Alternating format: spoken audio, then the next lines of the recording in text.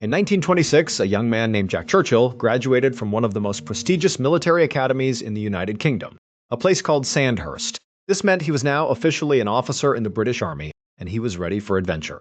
His very first assignment was to an infantry unit stationed all the way in Burma. But when Jack actually arrived there, he realized pretty quickly that it was peacetime, and there really was not much for an army officer to do. But instead of just sitting around in his quarters all day or getting bored, Jack did what any other restless young military officer would do, and he decided to master the bagpipes. Now, what makes this particularly interesting is that Jack was 0% Scottish, but that did not stop him. He practiced constantly until he was incredibly good. On top of that, he decided to take a massive trip across the entire Indian subcontinent on his motorcycle, traveling almost entirely on unpaved, rough dirt roads. But by 1936, despite these incredible side hobbies, Jack realized he just was not that interested in being in the military when there was no active combat going on. So, he made the decision to get out of the army. He packed his bags and moved to Nairobi, Kenya, where he took on an incredibly diverse set of jobs. He became a newspaper editor, a male model, and even worked as a movie extra. During his off time, he still took his bagpipe playing very seriously, and he actually placed second in a prominent piping competition in 1938. Around the same time, he picked up yet another hobby, which was archery. He became so good at it so quickly that he was chosen to represent England in the World Archery Championships in 1939. Later that very same year, World War II broke out in Europe, and Jack decided that this was the perfect time to get back into the military. So, he rejoined the army and was promptly sent over to France to help defend their borders against a potential Nazi invasion. But shortly after Jack arrived on the front lines, Adolf Hitler launched a brutal blitzkrieg campaign against the Allies in France. Blitzkrieg was a military tactic that was basically an all-out, overwhelming attack all at once with everything you had. They sent planes, tanks, artillery, and infantry, hoping to crush the enemy before they even knew what hit them. And in this case, the German strategy worked.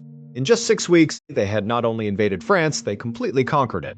But during that chaotic 6-week battle that the Allies ultimately lost, Jack made a massive name for himself by employing 2 very specific weapons that literally nobody else in World War II was using. In fact, he was the only soldier on either side to use these weapons for the entirety of the war.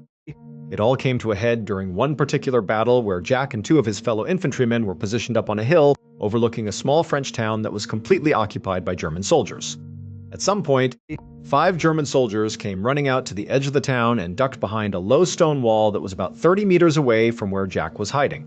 Suddenly, one of these German soldiers stood up, and a split second later, he collapsed to the ground. His 4 comrades looked over in absolute shock to see what had happened to him, and they saw him lying dead on the ground with the back end of a wooden arrow sticking directly out of his chest.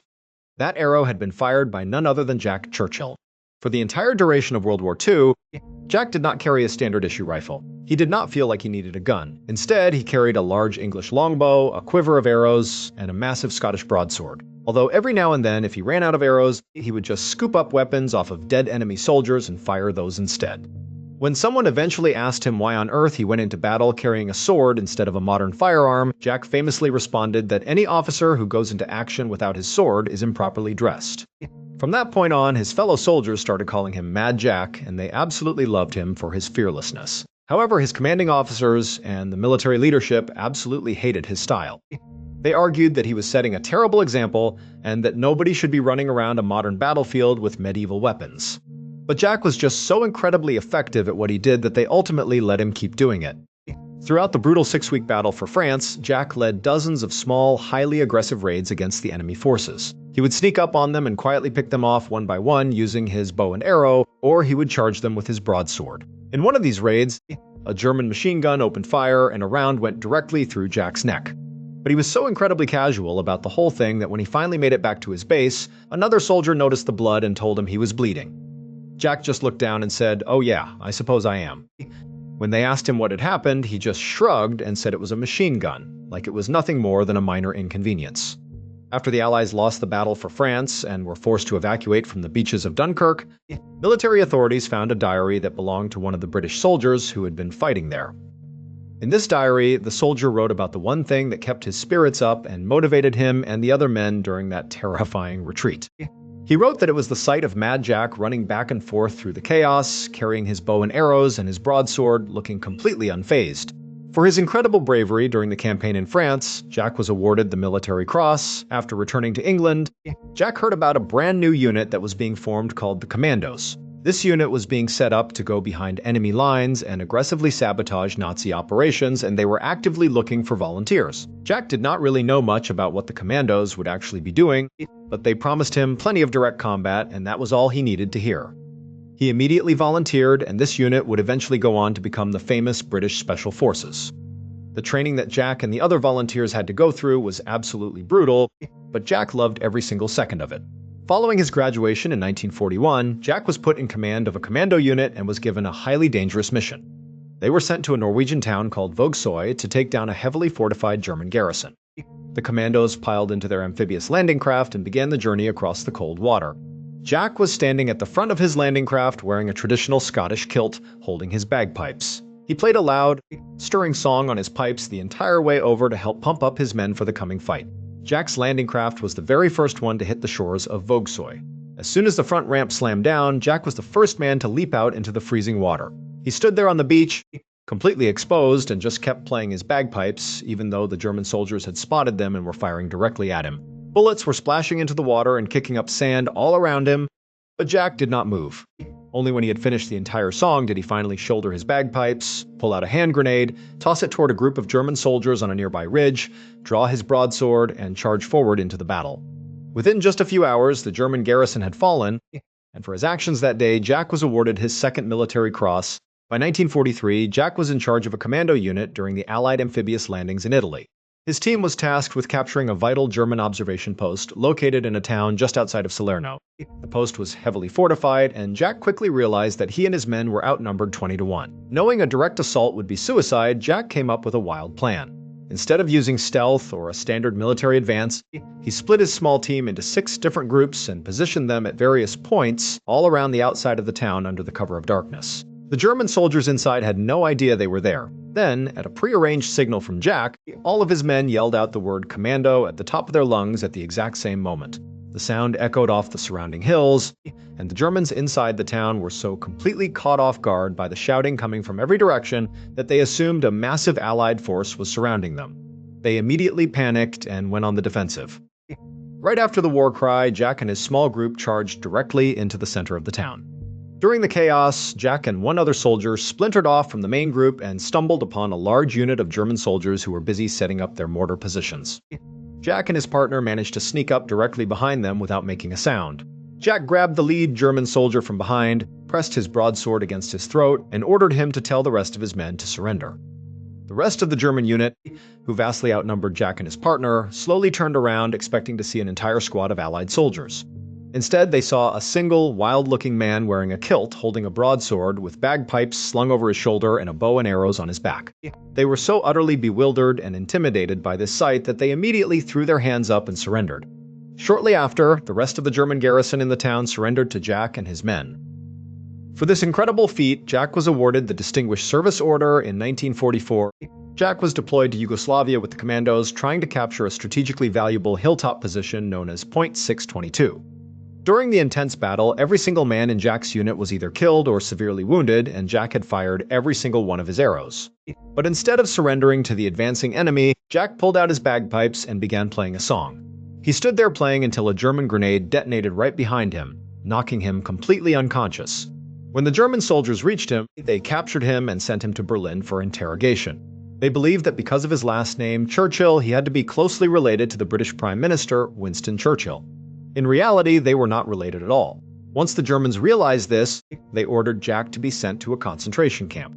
On his way out of the interrogation office in Berlin, Jack secretly flicked a lit cigarette butt into a pile of papers in one of the officers' rooms, starting a fire, though nobody realized he was the one who did it. Jack arrived at the concentration camp, but he was only there for a couple of months before he and another British officer decided they were going to escape. They spent weeks slowly and carefully digging a tunnel underneath one of the barbed wire fences without any of the guards noticing. One night, they crawled through the tunnel, dropped down into an old abandoned drainage pipe, and crawled through it to freedom. However, their escape was short-lived. They only managed to travel a few miles before they were spotted and recaptured by German patrol units. Because of this escape attempt, the Germans sent Jack to another concentration camp that was considered much more secure. But Jack was not about to stay there. Less than a year after arriving at this new camp, there was a sudden power outage that plunged the entire facility into darkness. Jack, who was working in the yard at the time, simply put his shovel down, walked calmly right out of the front gates, and disappeared into the night. He walked for over 150 miles through the treacherous, freezing terrain of the Alps, surviving entirely on wild vegetables he stole from local gardens along the way. Finally, after 8 long days of walking, he stumbled across a United States armored division. They took him in, fed him, and quickly reconnected him with British forces who sent him back to England. But instead of being happy to be safe, Jack was incredibly frustrated. He realized the war in Europe was practically over, and he had missed out on most of the action while he was captured. So, he immediately requested a transfer to Burma to fight against the Japanese forces in the Pacific. But just as his ship arrived in the theater, the United States dropped the atomic bombs on Hiroshima and Nagasaki, abruptly ending World War II. When Jack heard the news, he was deeply disappointed that the fighting was over. He was famously quoted as saying that if it had not been for those Yanks, they could have kept the war going for another 10 years. Even though the war was over, Jack's appetite for adventure did not fade. He wanted to get back into active service, so he went to jump school and qualified as a military parachutist at the age of 40. He was assigned to a light infantry unit and deployed to Palestine to help train their forces. While he was there, he became even more famous when he single-handedly defended a Jewish medical convoy from an Arab ambush while wearing his kilt. On another occasion, he and 12 of his men successfully evacuated 700 people from a Jewish hospital that was coming under direct attack. Eventually, Jack returned to England and retired from the military, taking a desk job with the Ministry of Defense. But even his daily commute was extraordinary. Every single day on his train ride home, as the train passed by his neighborhood, Jack would open the window and hurl his briefcase out into the open air. He had figured out the exact second to throw it so that it would land perfectly in his own backyard, saving him from having to carry it home from the station. He never explained this to his fellow passengers, who just assumed he was a crazy man who hated his briefcase. In his retirement, Jack also took up surfing and became the very first person to successfully ride a massive treacherous tidal wave in southwestern England called the Severn Bore, despite locals warning him that it was far too dangerous. Jack ultimately passed away in 1996 at the age of 89, leaving behind a legacy as one of the most eccentric and fearless soldiers to ever live. In July of 1990, a 46-year-old man named Alex Kirstich was living a fascinating double life. By day, he was a highly respected marine biology high school teacher, but by night he was a passionate documentary filmmaker. That summer, Alex and 3 of his close friends traveled down to Mexico to work on a documentary about the incredible sea life in the Gulf of California. They had already spent several days capturing beautiful footage during the daytime, but they knew that to make their film truly complete, they needed to get some footage of the ocean at night. When many of the deep-sea predators came up to feed, on the evening of July 25th, Alex and his crew boarded a 70-foot research vessel packed with all of their scuba gear and expensive camera equipment. They waited until just before sunset before starting up the engines and heading out of the harbor. They traveled for about 30 minutes to an area just north of La Paz, which local fishermen had told them was incredibly active after dark.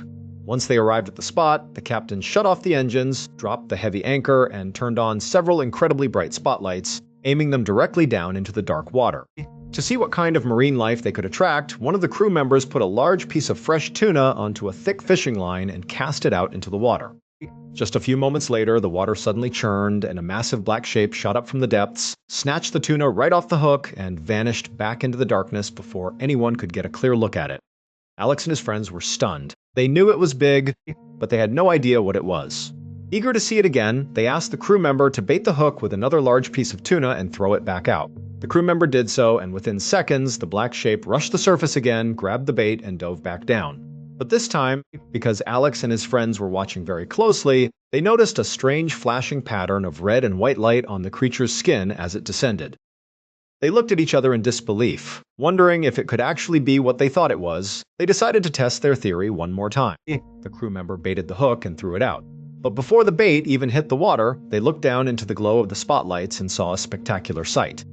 Deep below the surface, they could see dozens of bright red and white flashes lighting up the dark water like strobe lights. Suddenly, a whole pack of these massive creatures shot up to the surface, fighting each other for the tuna before diving back down into the deep. Alex and his friends were absolutely thrilled. They knew that the flashing red and white pattern was the unique communication method of a very rare and mysterious deep-sea creature. At that time, nobody had ever managed to capture high-quality footage of these animals alive in their natural habitat. The only existing footage was of dead specimens that had washed up on beaches. Alex realized that if they could get in the water and film these creatures, their documentary would become legendary. Eagerly, the men began putting on their heavy scuba gear, checking their regulators, and preparing their cameras. But if they had consulted with any marine scientists who actually studied these creatures, they would have been told that what they were about to do was an incredibly dangerous idea that could easily get them killed. The creatures they were looking at were Humboldt squids, also known as red devils. These are massive, 8-foot-long apex predators that spend almost their entire lives in the pitch-black depths of the ocean. Because they rarely come to the surface, very little was known about them at the time, but what was known was terrifying. Like all squids, they have 8 arms and 2 long feeding tentacles covered in powerful suckers. Inside each of these suckers are sharp, ringed teeth that act like little daggers, allowing the squid to lock onto its prey. Once they grab something, they pull it toward the center of their arms, where their massive, razor-sharp beak is located. This beak looks just like a bird's beak and is strong enough to crush bone. Inside the beak is a tongue covered in hundreds of tiny, file-like teeth used to shred flesh. Humboldt squids typically hunt by sneaking up underneath their prey, grabbing them with their tentacles, and dragging them down into the deep ocean to eat them. Because they have a unique gag reflex, they cannot swallow large chunks of food quickly, meaning they eat their prey alive, piece by piece. They are also highly intelligent, incredibly aggressive, and hunt in massive cooperative packs. When they are in a feeding frenzy, they will attack absolutely anything in the water, including each other. But Alex and his friends were not thinking about any of this. They were just focused on getting the footage of a lifetime. They gave each other the thumbs up, stepped to the edge of the boat, and slipped into the dark water. They sank down to a depth of about 30 feet, positioning themselves just below the boat where the squids were still darting around, looking for more tuna. For the first few minutes, everything went perfectly. Alex and his friends were getting incredible, clear footage of these massive animals swimming through the beam of their lights. But then, a 14-foot shark entered the area, attracted by the scent of the tuna. The shark tried to grab the bait off the boat's line, but as it turned to swim away, its tail fin accidentally got caught on the heavy fishing hook. The shark began thrashing wildly, and within seconds, the Humboldt squids turned on it. They began ripping the massive shark apart right in front of the divers. Alex and his crew, realizing how incredible this footage was, decided to swim even closer to get a better shot of the feeding frenzy. As Alex was filming the chaotic scene, he suddenly felt himself sinking. He was highly focused on keeping his camera steady, so he did not panic right away. He figured his buoyancy compensator was acting up, or maybe his weight belt was too heavy. But when he finally looked down to see what was happening, he was met with a sight of pure horror. A massive Humboldt squid had wrapped one of its long tentacles tightly around his right swim fin and was actively pulling him down. Alex instinctively began kicking wildly with his left leg, smashing his other fin against the squid's tentacle until it finally let go. Terrified, Alex immediately turned around and began swimming as fast as he could back toward the surface. But he was still 40 feet down, and the sudden, frantic movement caught the attention of the other squids in the pack. To them, Alex was no longer a curious observer. He was now prey. As Alex swam upward, another massive squid shot out of the darkness behind him and wrapped a tentacle tightly around his neck. His neck was the one single part of his body that was not protected by his thick neoprene wetsuit. The sharp teeth inside the squid's suckers dug directly into his bare skin, slicing into his neck and throat. The squid began to strangle him, dragging him back down into the depths. Alex, fighting for his absolute survival, began punching the squid with his fists and pulling at the tentacle with all his strength. Through sheer adrenaline, he managed to tear the tentacle away, forcing the squid to release its grip. But by the time he got free, he had been dragged down to 50 feet, and he was running out of air. He could see dozens of other squids flashing bright red and white all around him, signaling to one another as they began to close in. Alex swam hard for the surface, but he only made it a few feet before a third massive squid darted directly in front of his face. It wrapped both of its feeding tentacles completely around his head, blocking his vision. Alex could feel the squid's hard beak pressing directly against his face, opening and closing as it tried to bite him. The only thing that saved him was his heavy glass dive mask, which took the brunt of the force, preventing the beak from crushing his skull. Frustrated by the hard glass, the squid slid its tentacles down Alex's body, wrapping around his midsection and violently jerking him downward in powerful, pulsing bursts. Alex did not stop fighting. He kept punching and hitting the squid as hard as he could. Finally, the squid released him and disappeared back into the darkness. Alex was now at 60 feet, surrounded by a swirling cloud of predators. He swam toward the surface with everything he had left, expecting to be grabbed again at any second, but miraculously, none of the other squids attacked. He reached the boat, scrambled up the ladder, and collapsed onto the deck. His 3 friends quickly followed him out of the water, completely unharmed. Alex was bleeding heavily from the deep, circular cuts all around his neck where the suckers had dug into his flesh, but he was alive. While his physical wounds eventually healed, the psychological trauma of the attack stayed with him for the rest of his life, and his encounter remains one of the most famous and terrifying survival stories in the history of scuba diving. In the autumn of 2010, a woman named Jan McCabe was living a quiet, happy life with her husband Bruce in the town of Lima, Ohio, which sits about 80 miles southwest of Lake Erie. Jan had a very successful career as a booking agent for various musical acts and entertainers, but her true passion in life was deer hunting. On the afternoon of September 29th, just after the Ohio deer hunting season had officially opened, Jan decided to head out into the woods for a hunt. The morning had been cold, wet, and gray, but by the afternoon, the clouds had cleared, the sun had come out, and the temperature had warmed up nicely. Jan's favorite way to hunt was from a tree stand, which is basically a metal ladder and platform that you attach to a tree trunk about 15 feet off the ground. She would sit up there with her bow and arrow, completely still, and wait for a deer to walk down one of the trails below. Around 5 o'clock that evening, she told Bruce she was heading out, and by 5:30, she was settled into her tree stand. The forest she was hunting in was not remote at all. She was incredibly familiar with the area, there were houses nearby, agricultural fields bordered the trees, and her high school nephew actually went to school just a mile north of her location. But from where she sat, high up in the branches, all she could see was dense forest. Shortly after she sat down, Jan pulled out her BlackBerry phone and started texting back and forth with one of her friends. Every few minutes, she would look up, scan the surrounding woods for any sign of deer, and then go back to her phone when she did not see anything. The entire time, the forest was filled with the normal, comforting sounds of nature. She could hear birds chirping, crickets rubbing their legs together, and squirrels rustling through the fallen leaves on the ground. A little after 6 o'clock, her text conversation came to an end, and she put her phone away to focus entirely on the hunt. By 6:20, she still had not seen a single deer, and she was starting to get a bit restless. She decided to pass the time by taking a quick selfie on her phone. She held up her BlackBerry, snapped the photo, and as soon as she lowered her arm, she noticed something highly unusual. The forest had suddenly gone completely, utterly silent. The birds had stopped singing, the crickets were quiet, and there was not a single sound of a squirrel moving through the brush.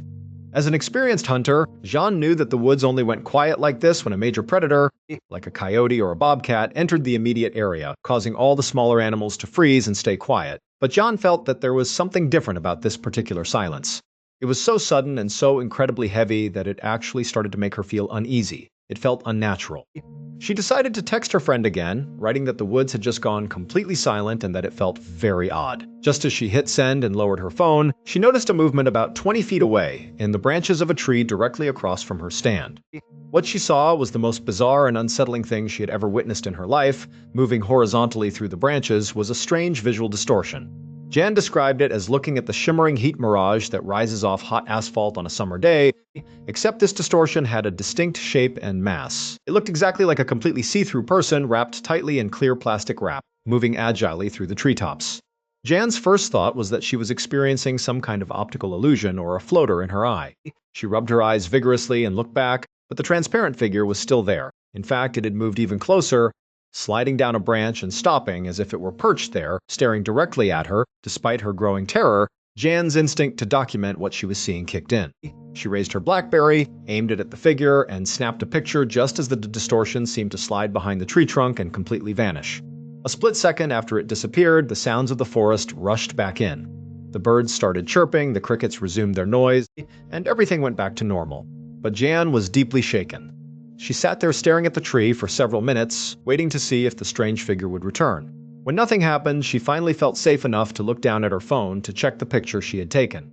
When she opened the image, she was disappointed to see that it was just a blurry, distorted mess.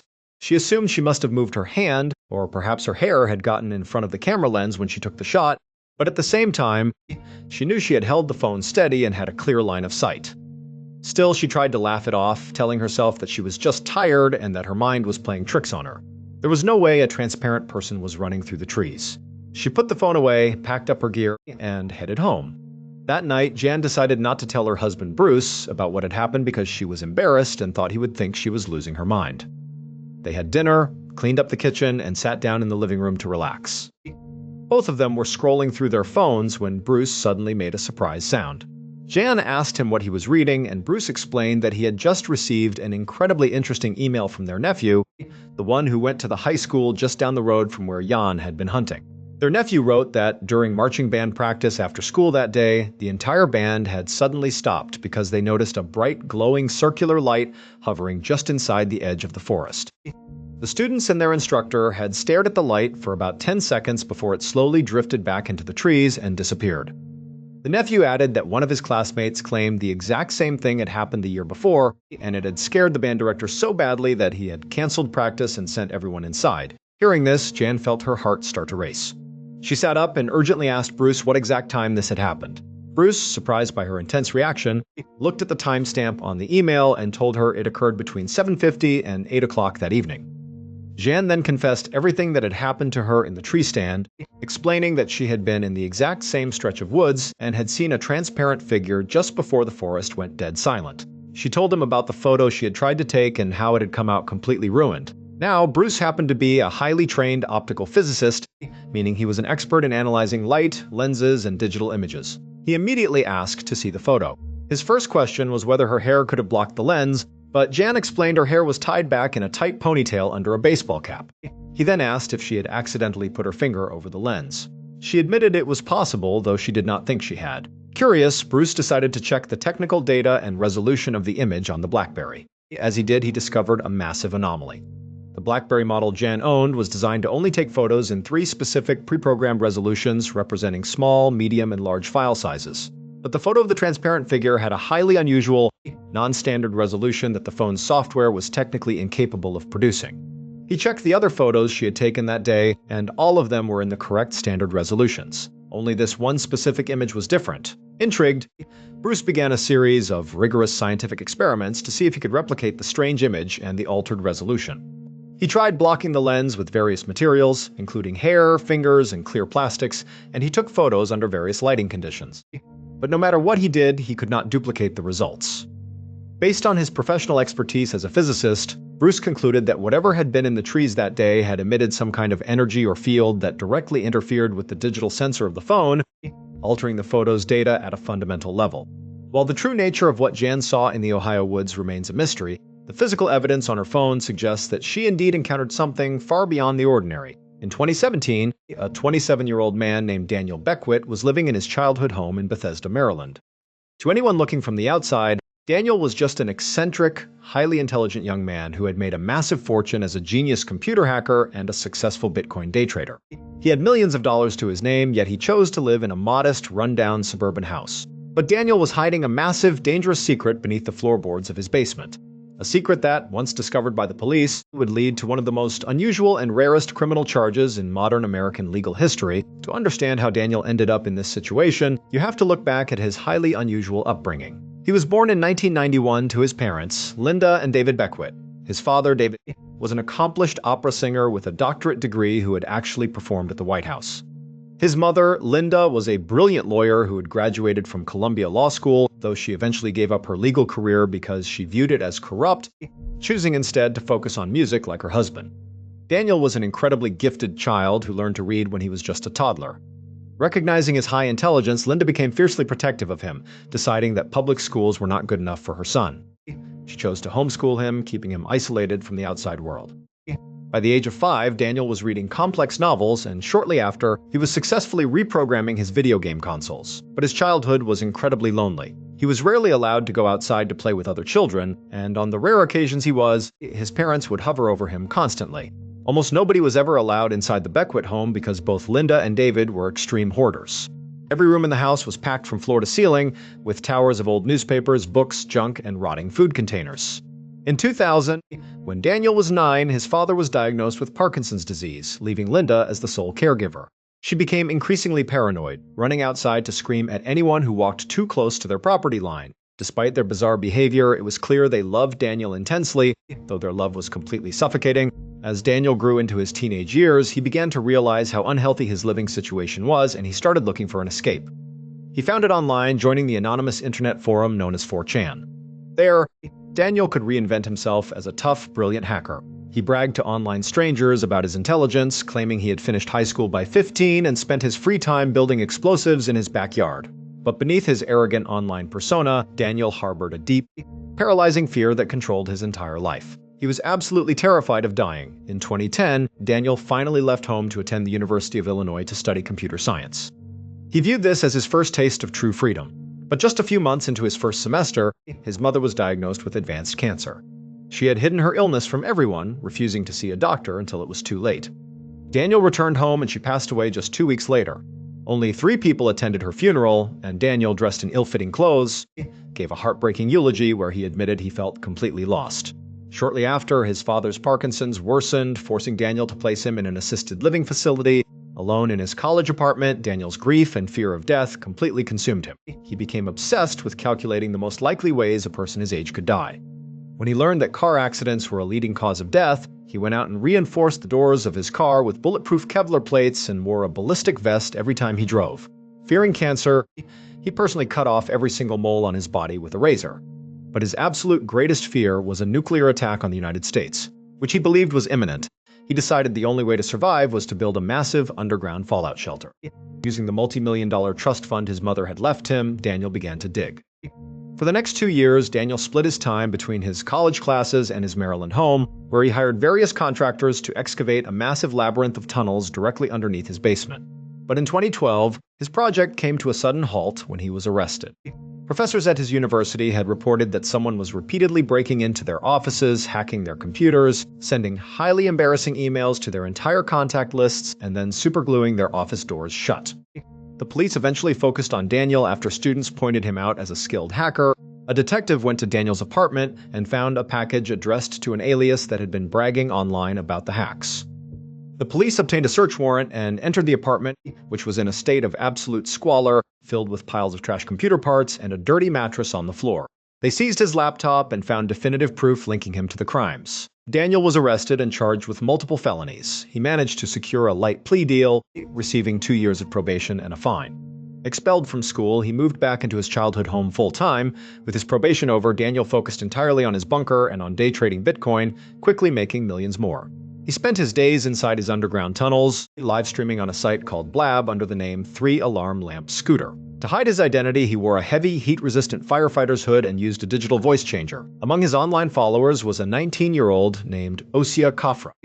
Osia was a young man from a middle-class family of immigrants who desperately wanted to be rich and successful. He had recently blown through a large legal settlement on luxury cars and expensive dinners, and he was now trying to launch a crowdfunding investment app called Equity Shark.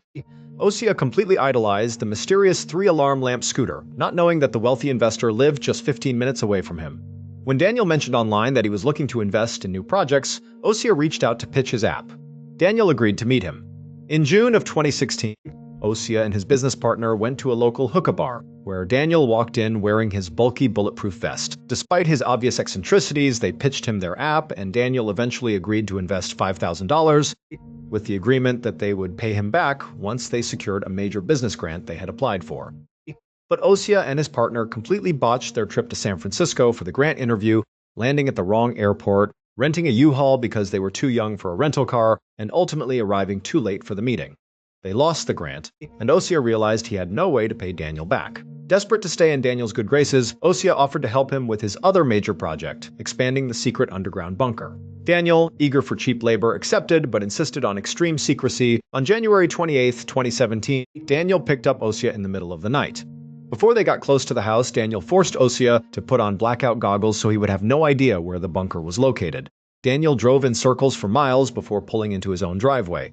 He led the blindfolded Osia into the house, navigating through the towering piles of hoarded trash, down into the basement, and through a confusing maze of chicken wire and old bicycles he had set up to disorient anyone who went down there. Finally, at the entrance of a deep hole in the concrete floor, Daniel allowed Osia to remove the goggles.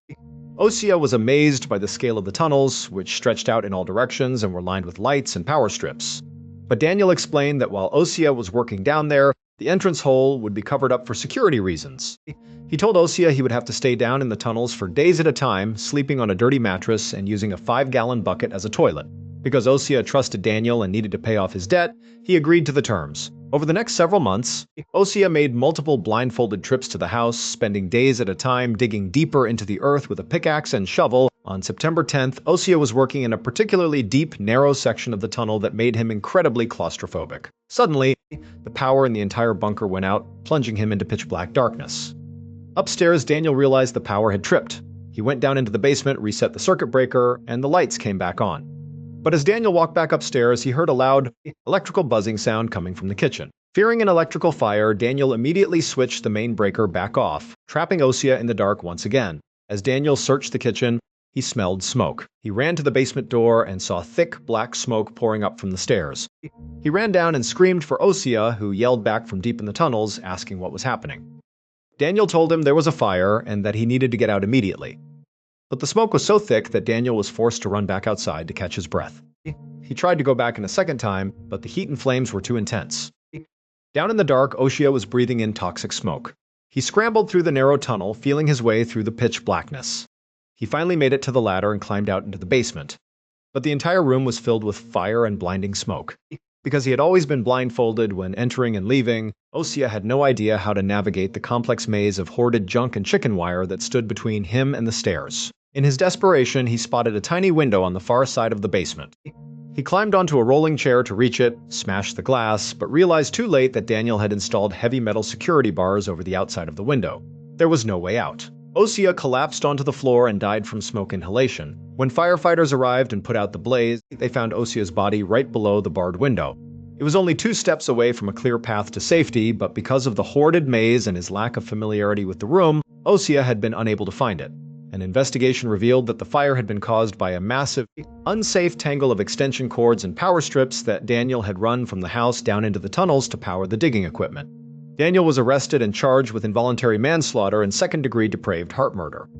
In 2019, he was convicted and sentenced to 9 years in prison for his extreme, reckless disregard for human life. On July 12, 2015, a 30-year-old man named Christopher Lunz went out for a beautiful day of boating off the coast of Port St. Lucie, Florida. He was joined by his wife, his children, and his best friend, Robert. Both Chris and Robert were highly experienced scuba divers who had been diving together since they were young children.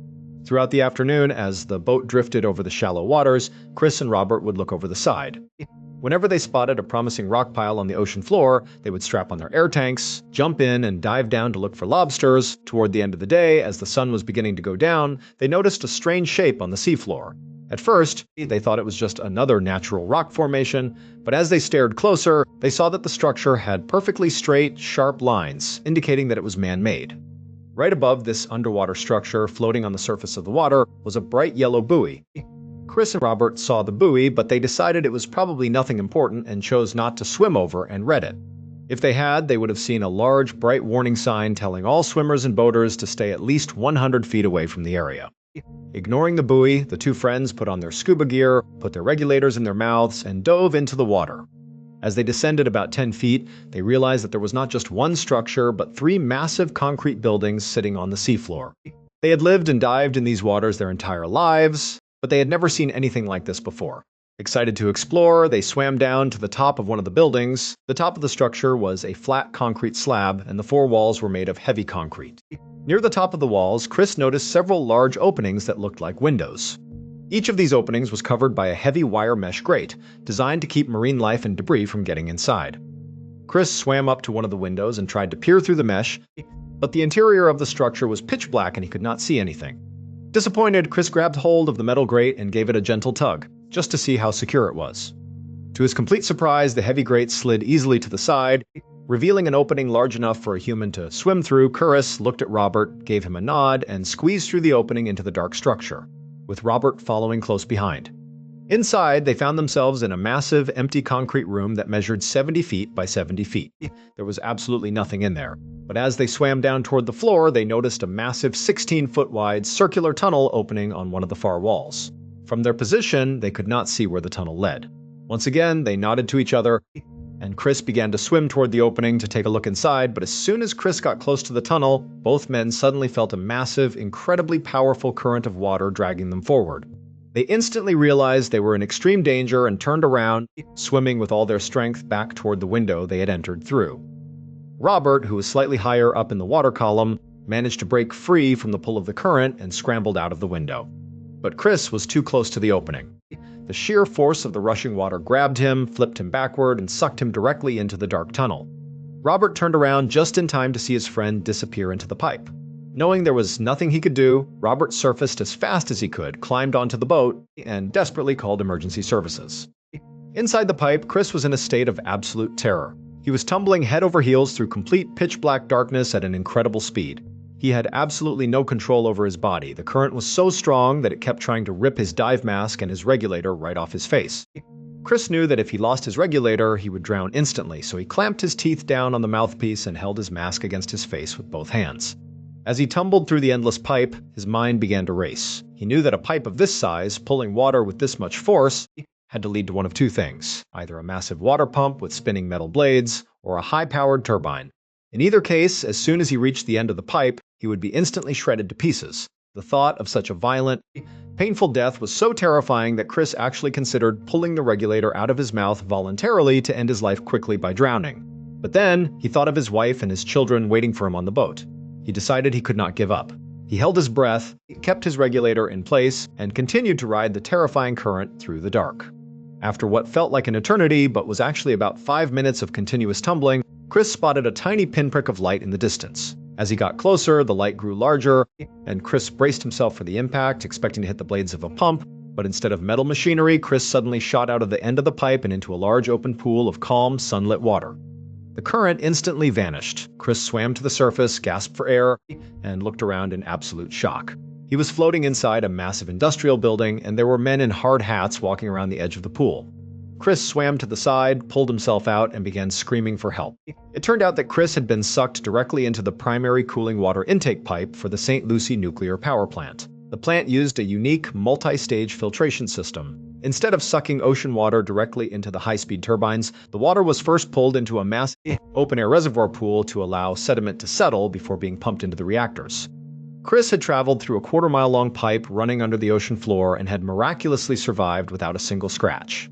He later sued the power plant, claiming they had failed to properly secure the intake pipes and protect the public. The power plant argued that they had posted adequate warning buoys and that the divers had actively bypassed their safety grates. Though the lawsuit's outcome remains private, Christopher Lunz never forgot the day he survived a journey through the heart of a nuclear power plant. In the late evening hours of January 12, 2016, an 18-year-old young man named Dylan Parker was enjoying himself at a house party in his small hometown of Osborne, Idaho. As the night began to wind down, the weather outside took a turn for the worse. A heavy snow began to fall, and the temperature plummeted. Dylan decided it was time to go home, but because he had been drinking and did not have a car, he called his mother. He asked her if she would drive out in the snow to pick him up at a local gas station located just down the road from the house where the party was being held. Dylan's mother could tell from his slurred speech that he was intoxicated, and though she was unhappy about him drinking underage, her main priority was getting her son home safely in the freezing weather. She agreed to pick him up, put on her coat, and drove out into the storm. While she was on her way, her phone rang again. It was Dylan, but this time his voice was filled with intense panic and fear. He kept begging her, asking where she was and when she would arrive. She tried to calm him down, telling him she was only a minute away, but Dylan suddenly hung up the phone. When his mother arrived at the gas station, Dylan was nowhere to be seen. She tried calling his phone repeatedly, but it went straight to voicemail, indicating it had been turned off or the battery had died. She went inside the station, but the cashier had not seen him.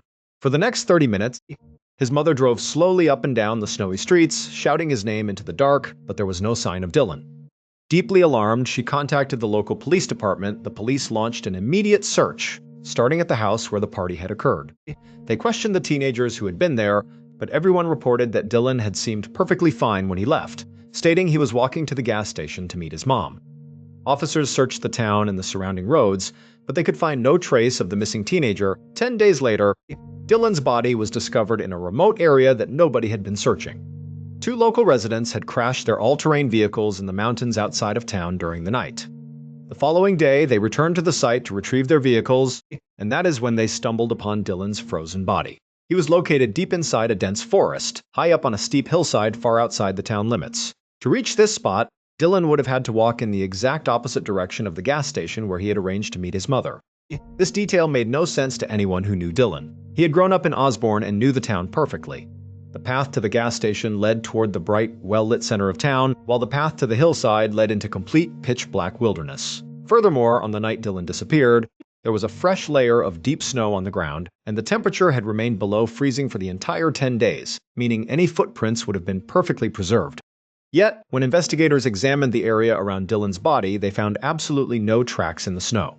There were no footprints, no animal tracks, and no tire marks. It was as if he had simply dropped out of the sky. Even more bizarrely, Dylan was found wearing only his socks and his shirt. His pants and his heavy winter boots were completely missing. If Dylan had walked miles through the rough, rocky, and snow-covered forest without boots, his socks would have been torn to shreds and his feet would have been severely cut and bruised. But when the medical examiner inspected his feet, they were completely clean and uninjured. This led many to believe that Dylan had not walked to that spot on his own. Despite an extensive search of the hillside by search teams and trained cadaver dogs, Dylan's pants and boots were never found. The deputy coroner, David Roos, was convinced that the circumstances surrounding the death were highly suspicious. While the official cause of death was ruled as hypothermia, Roos publicly disagreed with the local police department's conclusion that it was a simple accident, stating he believed Dylan had been foul-played and placed on the mountain after his death. However, the county sheriff's office refused to reopen the investigation. Shortly after making his theories public, David Roos was fired from his position as coroner, with officials claiming he was no longer qualified, though Roos maintained they silenced him to close the case. To this day, the true story of what happened to Dylan Parker on that freezing Idaho night remains unsolved. In March of 2013, a 19-year-old young man named Dustin Self was preparing to embark on a massive journey. Dustin had grown up in the small community of Piedmont, Oklahoma, just northwest of Oklahoma City. Throughout his childhood, Dustin had been a fairly average student who did not take life too seriously. But during his senior year of high school, he discovered weightlifting, which gave him a deep sense of discipline and purpose. By the time he graduated, he was in peak physical condition, had raised his grades significantly, and seemed to have a bright future ahead of him.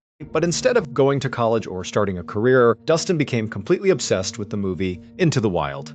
The film tells the true story of Christopher McCandless, a young man who abandons modern society to live off the land in the Alaskan wilderness, ultimately dying of starvation.